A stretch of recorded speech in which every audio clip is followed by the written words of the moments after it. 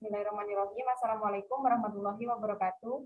Selamat siang untuk Ibu Septi Nolisa Umami, selaku dosen pengampu mata kuliah pengantar akuntansi dan teman-teman sekalian.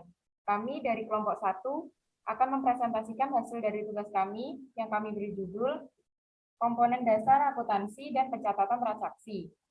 Sebelumnya, izinkan saya memperkenalkan diri.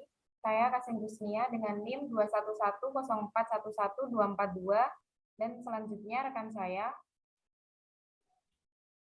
Saya Anis Nurhanafiyah, NIM 21104111240. Dan selanjutnya, Saya Imelda Iriza Safira dengan NIM 21104111241. selanjutnya,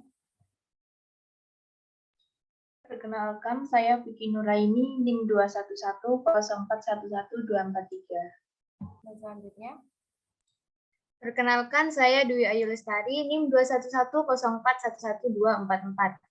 berikutnya, Saya Yani Amalia dengan nomor NIM 211411245. dan yang terakhir. Perkenalkan, saya Fariza Kurniamayasari, NIM 21104111246.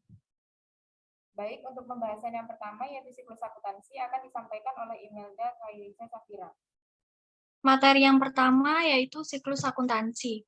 Siklus akuntansi merupakan serangkaian kegiatan akuntansi yang dilakukan secara sistematis, dimulai dari pencatatan akuntansi sampai dengan penutupan pembukuan.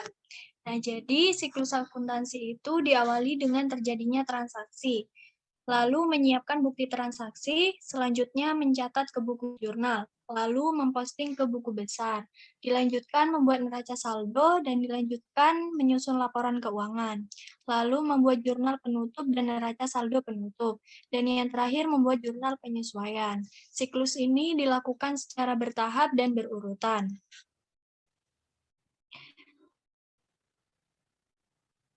Materi yang kedua yaitu bukti transaksi. Bukti transaksi merupakan sebuah dokumen yang menandai bahwa transaksi yang sah telah terjadi. Nah, jadi tiap kegiatan jual beli itu pasti ada pencatatan. Pencatatan tersebut yang dijadikan sebagai bukti transaksi. Nah, misalkan saja ada suatu kesalahan dalam transaksi tersebut, maka kita bisa komplain kepada pihak yang bertanggung jawab atas terjadinya transaksi itu dengan membawa bukti transaksinya. Dan bentuk bukti transaksi antara lain berupa kwitansi, cek, faktur penjualan dan pembelian, tanda terima barang, daftar gaji, tanda setoran bank, surat keputusan direktur atau komisaris, nota pengiriman barang, dan sebagainya. Dan materi selanjutnya akan disampaikan oleh rekan saya. Baik, materi selanjutnya akan disampaikan oleh saya sendiri, Kasim Husnia, tentang persamaan dasar akuntansi. Persamaan dasar akuntansi sendiri merupakan perhitungan yang nantinya bisa memproyeksikan kekayaan, hutang, serta modal yang dimiliki perusahaan tersebut. Nah, prinsip dari akuntansi yang kita ketahui yaitu keseimbangan atau balance antara pemasukan dan pengeluaran. Pemasukan sendiri dapat berupa kas, peralatan, perlengkapan, dan piutang, dan serta pengeluaran yaitu kewajiban atau hutang, hutang dagang, dan hutang bank. Nah, selanjutnya rumus dari persamaan dasar akuntansi. Yang pertama yaitu harta atau aset. Yang pertama yaitu harta atau aset, hutang ditambah modal atau ekuitas. Yang kedua, hutang atau kewajiban sama dengan aset dikurangi ekuitas. Dan yang ketiga, ekuitas sama dengan aset dikurangi kewajiban. Yang ketiga, komponen persamaan dasar akuntansi, yaitu terdapat akun aset. Aset sendiri merupakan kekayaan yang dimiliki oleh suatu perusahaan yang dapat diubah menjadi uang tunai. Nah, kekayaan tersebut itu bisa berupa barang atau hak yang dikuasai oleh suatu perusahaan tersebut. Nah, dalam akun aset terdiri dari kas, peralatan, perlengkapan, dan piutang. Yang kedua yaitu akun kewajiban atau liabilitas. Akun kewajiban sendiri merupakan suatu proses yang dimulai dari pembelian atau pengadaan barang dan jasa secara kredit yang dibuktikan dengan dokumen yang sah sampai proses penyelesaian atau pembayaran hutang yang bersangkutan. Nah, dalam akun kewajiban terdiri dari utang bank dan utang dagang atau usaha. Yang ketiga yaitu akun ekuitas. Akun ekuitas sendiri merupakan hak pemilik atas aset sebuah perusahaan setelah dikurangi dengan kewajiban. Nah, di sini terdapat contoh dari persamaan dasar akuntansi. Yang pertama yaitu Tuan Damar menginvestasikan uangnya sebagai modal awal sebesar 5 juta rupiah. Nah, jadi dalam transaksi ini masuk pada investasi awal dan masuk kolom kas dan kolom modal. Nah, yang kedua yaitu membeli peralatan sebesar 300.000 dan masih dibayarkan sebesar 200.000. Jadi transaksi ini termasuk transaksi kredit. Tuan Damar mengurangi masuk pada kolom kas dikurangi 200.000, peralatan bertambah 300.000 dan hutangnya bertambah sebesar 100.000. Nah, yang ketiga menerima pembayaran dari jasa servis sebesar 500.000. Transaksi ini masuk pada kolom kas dan modal dengan keterangan pendapatan jasa. Yang keempat, yaitu membayar tagihan listrik dan telepon sebesar 5. Dan yang keempat, membayar tagihan listrik dan telepon sebesar 50.000. Ini masuk pada kas dan modal, yaitu pengurangan sebesar 50.000 dengan keterangan beban tagihan. Nah, di sini kan ada jumlah dari kas dan peralatan serta hutang dan modal. Bang atau berbeda itu ada kesalahan dari transaksi-transaksi sebelumnya dan harus dilakukan pengecekan hingga akhirnya jumlah dari harta dan pasifa itu seimbang. Yang selanjutnya tentang perlakuan akuntansi akan disampaikan oleh Vicky Nuraini. Baik, di sini saya akan menjelaskan tentang perlakuan akuntansi. Jadi perlakuan akuntansi itu adalah kegiatan pencatatan berbagai transaksi yang mencakup informasi yang relevan dan mempunyai hubungan yang satu dengan yang lainnya, dan mampu memberikan gambaran tentang keadaan keuangan hasil usaha perusahaan yang disajikan dalam bentuk laporan keuangan. Di dalam perlakuan akuntansi ini ada konsep-konsepnya, yang terdiri dari 5 konsep. Yang pertama yaitu pengakuan. Pengakuan akuntansi itu adalah proses penetapan terpenuhinya kriteria pencatatan suatu peristiwa dalam catatan akuntansi, sehingga peristiwa ini akan menjadi bagian yang melengkapi unsur aset, kewajiban, ekuitas, pendapatan, dan beban. Di dalam konsep pengakuan ini ada 2 kriteria minimum yang perlu dipenuhi dalam suatu peristiwa. Yang pertama yaitu terdapat kemungkinan bahwa manfaat ekonomi yang berkaitan dengan peristiwa tersebut akan mengalir keluar atau masuk ke dalam entitas pelaporan bersangkutan. Yang kedua yaitu kejadian atau peristiwa tersebut mempunyai nilai yang dapat diukur atau dapat diestimasi dengan andal. Konsep yang kedua yaitu pengukuran. Pengukuran adalah sebuah proses penempatan nilai uang demi mengakui dan memasukkan setiap pos pada laporan keuangan. Pengukuran laporan keuangan ini menggunakan mata uang rupiah. Jika tidak menggunakan mata uang rupiah, maka harus dikonversi terlebih dahulu dan dinyatakan dalam mata uang rupiah. Yang ketiga yaitu pencatatan. Pencatatan dalam akuntansi ini adalah proses analisis suatu transaksi yang terjadi dalam entitas dengan cara menempatkan transaksi di sisi debit dan sisi kredit. Pencatatan transaksi keuangan ini harus menggunakan sistem tata buku atau yang disebut dengan jurnal. Yang keempat yaitu penyajian. Penyajian dalam akuntansi adalah proses penempatan suatu akun secara terstruktur pada laporan keuangan. Artinya, bahwa akun aset disajikan dalam laporan keuangan berdasarkan sifat likuidnya, yaitu aset lebih cepat likuidnya disajikan terlebih dahulu, sehingga penyajiannya dimulai dari aset lancar kemudian diikuti dengan aset tetap. Yang keempat yaitu pengungkapan. Pengungkapan dalam akuntansi ini adalah proses penjelasan secara naratif atau rincian menyangkut angka-angka yang tertera dalam laporan neraca laba rugi, dan laporan arus kas.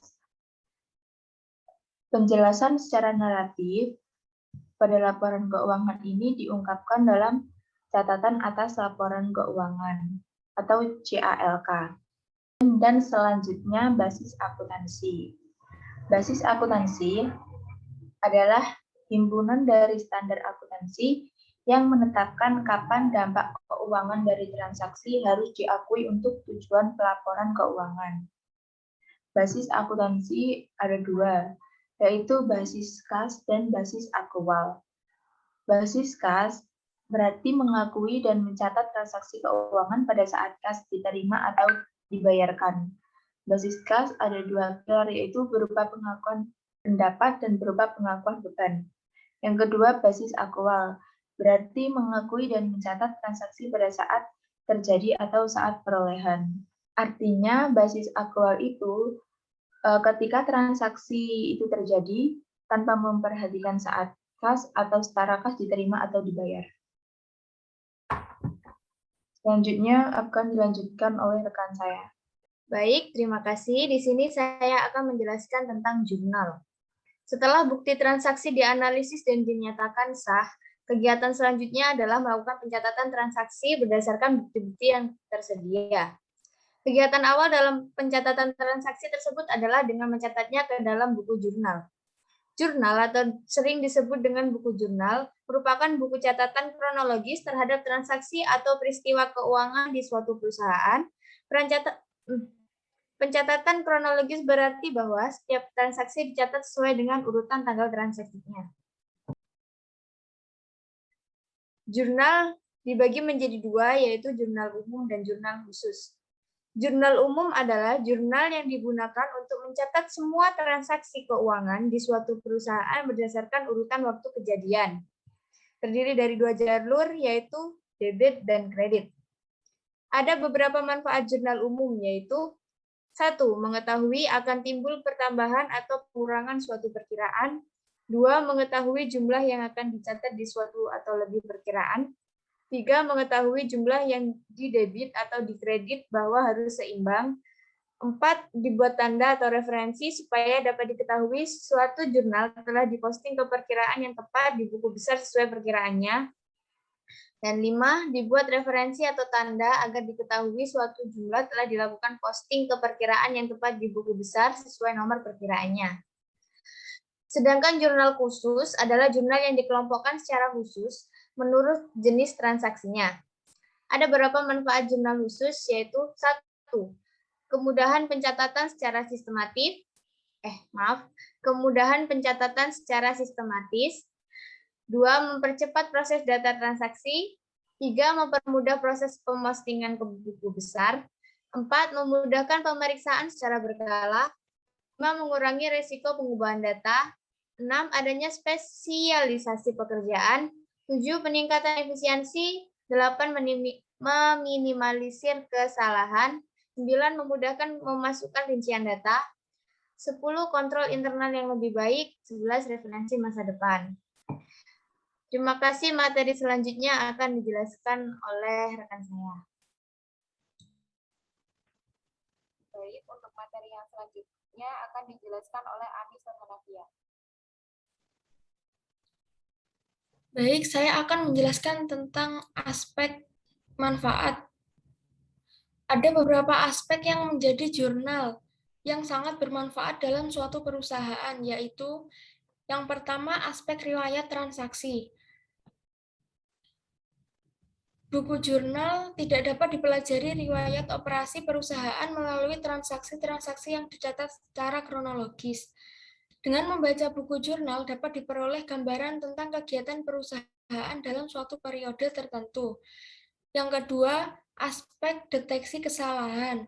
Apabila dideteksi terjadi suatu kesalahan, langkah paling logis adalah memeriksa buku jurnal terlebih dahulu untuk mencari sebab-sebab kesalahan tersebut.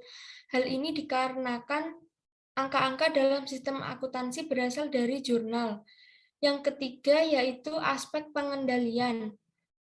Dengan adanya buku jurnal, tersedia sarana untuk Dengan adanya buku jurnal, tersedia sarana untuk memverifikasi kebenaran analisis atas suatu transaksi sesuai dengan kebijakan atau pedoman yang diterapkan perusahaan.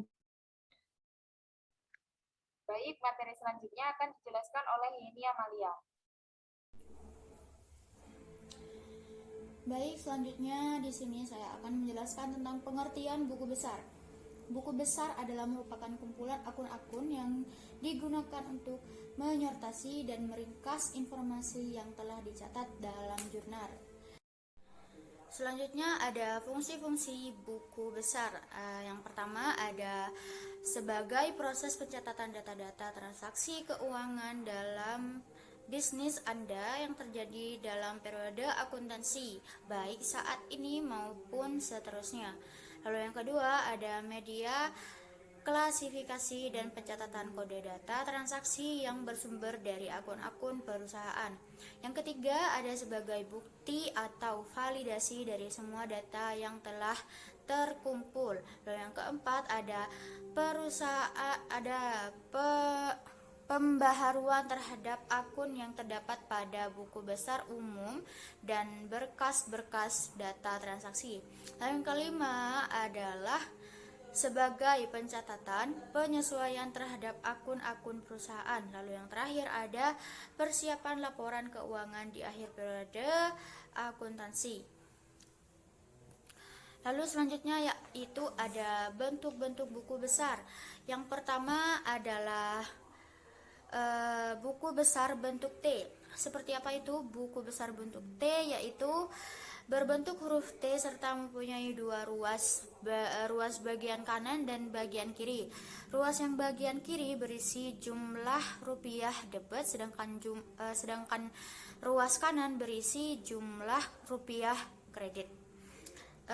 Lalu selanjutnya ada buku besar bentuk dua kolom. Nah, bentuk buku besar dua kolom ini mempunyai dua bagian, yaitu bagian debit dan bagian kredit. Lalu selanjutnya yaitu ada buku besar bentuk 4 kolom. Nah, buku besar 4 kolom ini anggotanya itu, maksudnya di kolomnya itu ada 4 kolomnya itu terdiri dari kolom tanggal, kolom debit, kolom kredit, dan juga kolom saldo. Lalu yang terakhir ada buku besar berbentuk 6 kolom. Nah, yang buku besar bentuk 6 kolom ini sebenarnya agak mirip seperti yang bentuk buku besar bentuk 4 kolom. Akan tetapi yang membedakan hanyalah kolom saldonya itu dipisahkan antara debit dan kredit, seperti itu. Lalu selanjutnya adalah cara membuat buku perusahaan. Nah, saya di sini menggunakan contoh membuat buku besar perusahaan jasa dan buku besar perusahaan dagang. Jadi yang pertama adalah cara membuat buku besar perusahaan jasa ya. Nah, langkah yang pertama itu adalah menyiapkan lembar buku besar yang akan digunakan. Tapi perlu diingat ya, jika perusahaan jasa itu menggunakan pencatatan akuntansi manual, biasanya buku besar itu berupa satu buku untuk satu akun, seperti itu. Dan apabila dilakukan komputerisasi, maka data untuk satu akun berada dalam satu sheet Microsoft Excel, seperti itu. Lalu langkah selanjutnya adalah menulis tanggal transaksi pada kolom tanggal. Itu harus sesuai ya.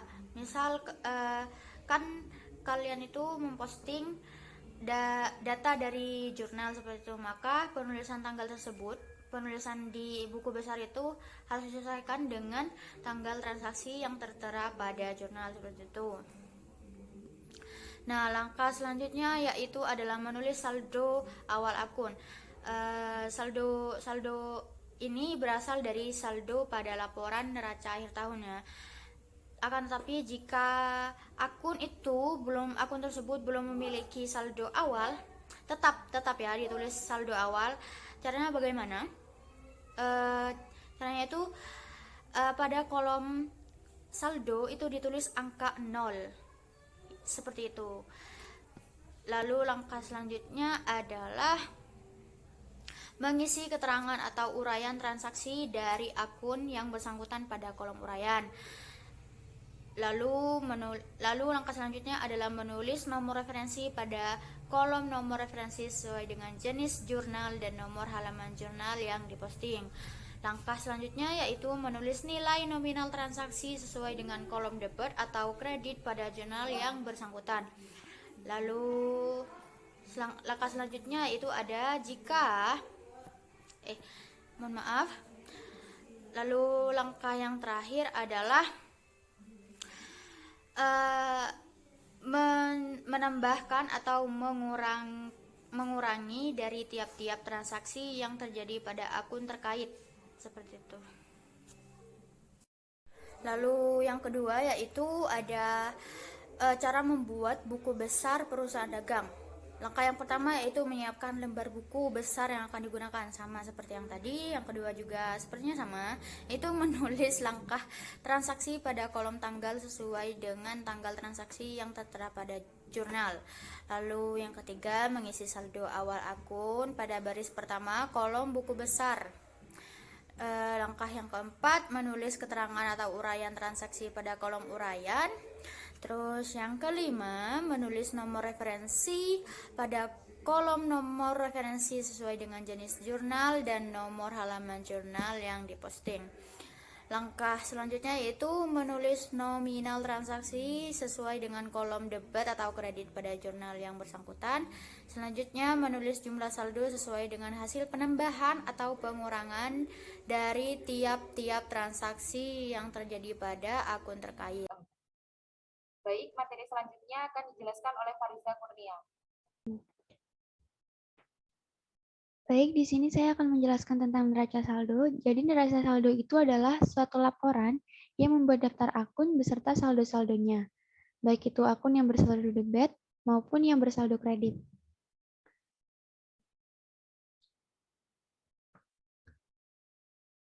Dengan neraca saldo ini, kita lebih mudah mengetahui susunan aset kewajiban, ekuitas, pendapatan, dan beban beserta saldonya masing-masing. Jumlah saldo debit harus sama dengan jumlah saldo kredit. Jika terjadi perbedaan, berarti ada kesalahan. Berikut indikator kesalahan dan penemuan kesalahan dari neraca saldo. Yang pertama, ada kesalahan dalam menyajikan neraca saldo antara lain 1. Salah menjumlahkan angka pada kolom debit dan kredit. 2. Salah mencatat angka akun ke neraca saldo.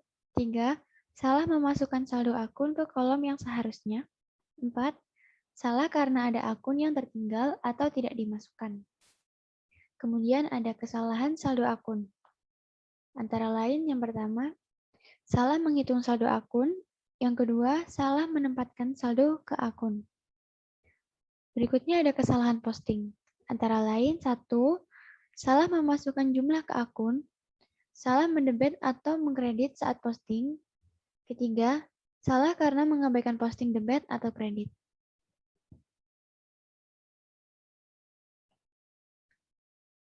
Berikut adalah neraca saldo dari jasa servis Likin pada periode Januari 2013.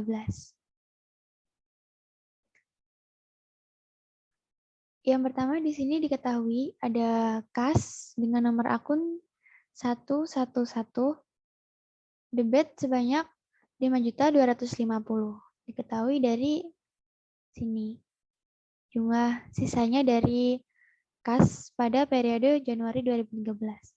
Kemudian peralatan debit sebanyak 300.000 diketahui dari sini. Sisa dari peralatan dalam periode Januari 2013. Kemudian ada utang usaha kredit sebanyak 100.000 diketahui dari kolom hutang. Kemudian ada modal diketahui dari kolom modal yang bagian awal. Jadi ditulisnya dari modal yang awal saja. Kemudian ada pendapatan usaha sebanyak 500.000 diketahui dari kolom modal dengan keterangan penerimaan pendapatan. Kemudian ada beban diketahui dari kolom modal dengan keterangan pembayaran beban. Kemudian diketahui total dari Raca saldo periode 2013 jasa servis Likin adalah sebesar 5.400.000. Jadi, kolom debit dan kredit harus sama. Kalau berbeda, artinya ada kesalahan. Baik, kami cukupkan presentasi dari kelompok 1. Mohon maaf apabila ada kesalahan. Dari penyampaian materi kami, terima kasih. Wassalamualaikum warahmatullahi wabarakatuh.